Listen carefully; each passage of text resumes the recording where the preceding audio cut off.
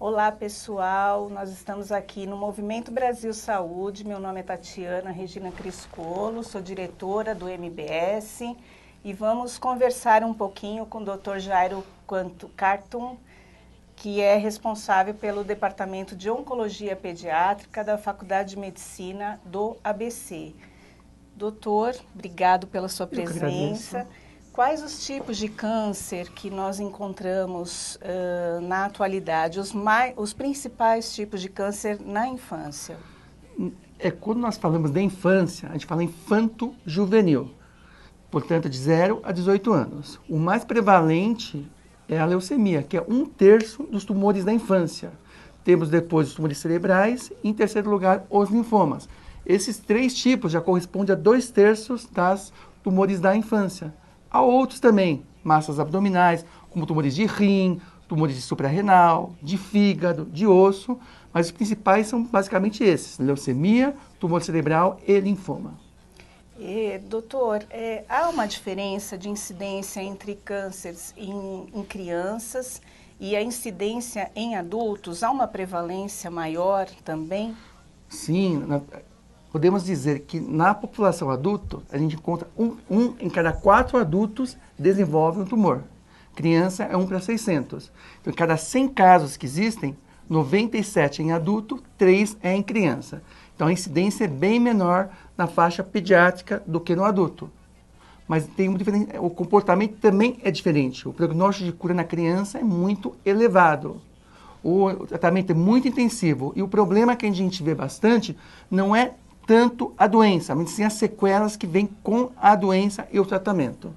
E quais os tipos de tratamento, doutor? Os principais tipos? Nós sabemos que aqui nas grandes capitais nós temos mais recursos do que em regiões mais remotas, com menos recursos. O senhor tem uma experiência na região norte, no Acre, e outras regiões. Macapá, pode me falar um pouquinho sobre isso? Então, o que é em relação, qual que é a particularidade que tem na oncologia pediátrica? Oncologia pediátrica é um tratamento multidisciplinar. Então, envolve médico, enfermeiro, TO, físio, dentista, assistente social. E, além disso, não basta, você tem que ter uma retaguarda hospitalar muito boa. Porque a criança, como eu falei para vocês, o problema não é tanto a doença, e sim as consequências do tratamento, porque o tratamento é muito pesado. Consequentemente, não adianta você ter um bom profissional se você não tem uma retaguarda hospitalar boa. Isso que nós vemos no nosso Brasil. Nós temos 2 Brasis, o Brasil do Sul e Sudeste e o Brasil do Norte e Nordeste. E isso faz a diferença numa criança oncológica. Isso faz uma diferença. No sentido que uma criança que não adianta você ter um bom profissional na região norte se você não tem uma retaguarda hospitalar adequada. E isso é diferente na região sul e do sudeste em relação à região norte e nordeste. Doutor, assim, quais seriam os principais tratamentos? Radioterapia, quimioterapia, cirurgias, como que há esse envolvimento dessa equipe? Bom, quando nós falamos de câncer, nós temos o problema da doença, do tumor, e o problema da metástase, da doença à distância. O tumor você trata com o quê? Com a cirurgia, mas nem sempre consegue ressecar todo o tumor. Então, você pode utilizar a radioterapia também, mas em criança ela é pouco utilizada, porque dá muita sequela. A doença, as metástases da doença, você trata com quimioterapia. Então, basicamente, o tratamento é cirurgia, radioterapia e quimioterapia. E, doutor, para as famílias, para as mães, os pais, as pessoas que veem essa criança todos os dias, quais os principais sintomas? Como que a gente pode detectar e alertar as pessoas, né, as mães, os familiares, para procurar um médico com mais rapidez, inclusive no sistema público de saúde? Então, Tatiana, é o seguinte, o tumor da infância, né, o câncer infantil, ele simula muito os sintomas típicos de qualquer doença da infância. Por exemplo, uma febre, uma dorzinha na perna, uma dor de cabeça.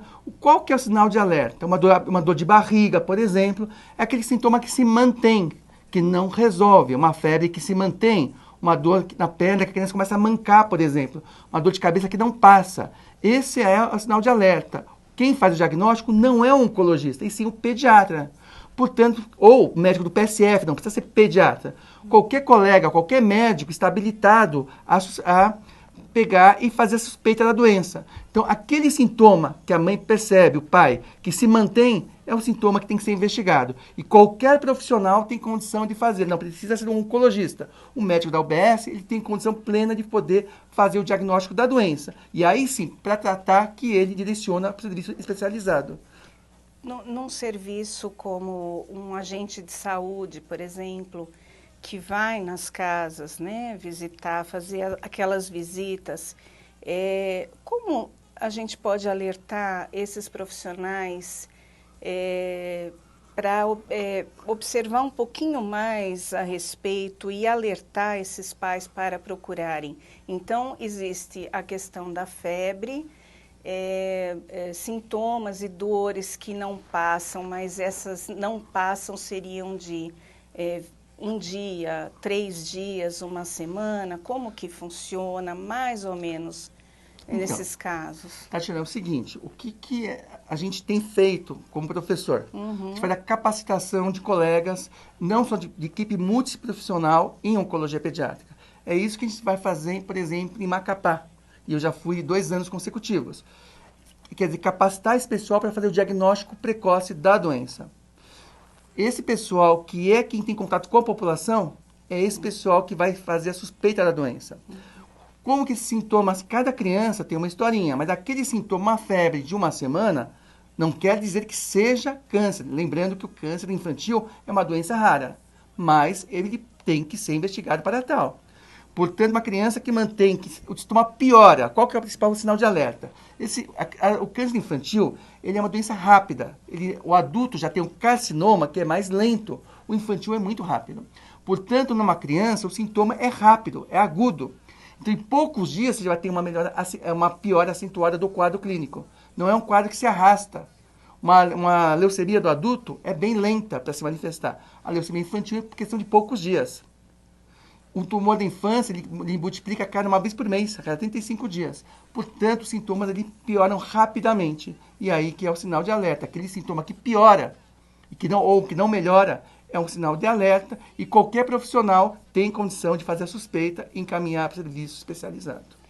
E o senhor, como na qualidade de formador de profissionais de saúde, de professor das faculdades, como o senhor vê hoje em dia a formação desses profissionais, né, voltado tanto na área geral, né, da saúde como um todo, como especificamente na oncologia pediátrica? Então, a gente tem, a formação, o MEC, ele tem toda uma...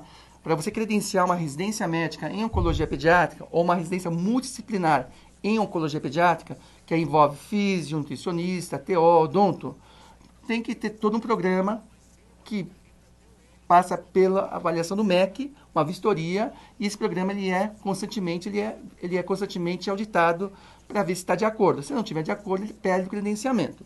Então, o ensino em si, ele tem toda uma legislação que é obrigado a seguir. O problema é quando o profissional cai ele termina o curso e começa a trabalhar. Esse que é o problema que a gente tem, porque tem que ter primeiro uma equipe profissional para atuar com uma criança com esse tipo de doença. Segundo, tem que ter um hospital adequado para poder atender esse paciente. E aí que é o problema. Não basta você formar o profissional. Você tem que dar uma assessoria depois que ele se forma, e aí é uma coisa mais complexa, porque envolve, por exemplo, uma retaguarda hospitalar, envolve custos, né? Então, esse é o problema. Por exemplo, eu vou dar um exemplo no Brasil. Nós capacitamos uma única médica que atua em Angola de oncologia pediátrica. Formou conosco aqui no Brasil. Capacitamos, devolvemos ela para Angola. Está exercendo? Não. Por quê? Não tem estrutura nenhuma para poder trabalhar. Não adianta você formar um bom profissional se você não tem toda a retaguarda ambulatorial e hospitalar para atender esse paciente. Por isso que eu digo, não basta você A formação até que é adequada. O problema realmente é quando o profissional se forma e cai realmente no nosso país e as condições não são adequadas. Porque o tratamento é caro. Esse é o problema, né? É caro. Exige uma retaguarda hospitalar adequada. A criança morre mais por intercorrência do que pela própria doença. O que é intercorrência?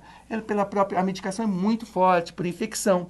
E para poder você lidar com as complicações da medicação e das infecções, precisa ter uma retaguarda boa a nível de exames de imagem, de hospital, por exemplo. E isso nosso país não tem, principalmente na região norte e nordeste.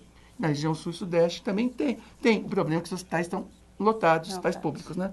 Tá bom, doutor, obrigada. Foi muito útil suas informações, mas muito útil mesmo. Obrigada pela sua participação e na próxima vez vamos conversar um pouquinho mais a respeito de outras doenças. Obrigada. Eu que agradeço.